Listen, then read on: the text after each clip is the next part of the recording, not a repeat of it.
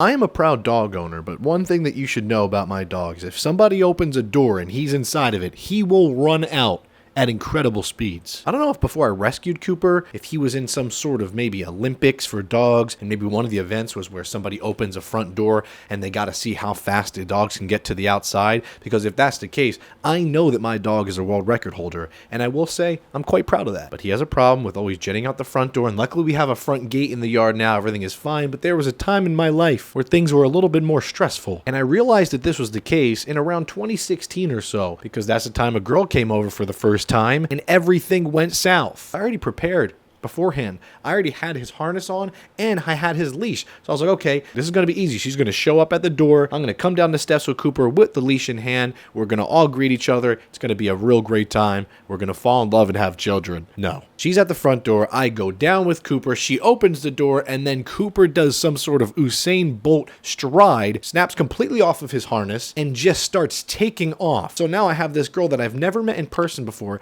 at my house, and I have to immediately go out of the way because my dog is going Super Saiyan for a squirrel down the road. So now I am chasing my dog in 20-degree weather in Toms, and now I have this poor girl at the front of my house waiting, thinking that she just caused the demise of my pup. At this point, I needed my inhaler. I looked like a crazy man just like training for a Rocky movie running. After running for about a half a mile and getting my cardio in for the entire month, I see Cooper and a lady, and they're at a tree, and it looks like he's going to try to climb the tree, and this lady is next to him, kind of like, where did this dog come from? Am I hallucinating? I go up to him. Everything's great. The second I'm about to grab him, a freaking rabbit runs about 10 feet behind us, like it was planted, like somebody bought it, like DLC or something, runs across, and now he's going again. And by the grace of God, about 5 minutes later, I finally got him to stop running away. And then it took me about 15 minutes to walk all the way back home. And when I got back, she had left because she was embarrassed. And then it was just me and Cooper, both out of breath, in the living room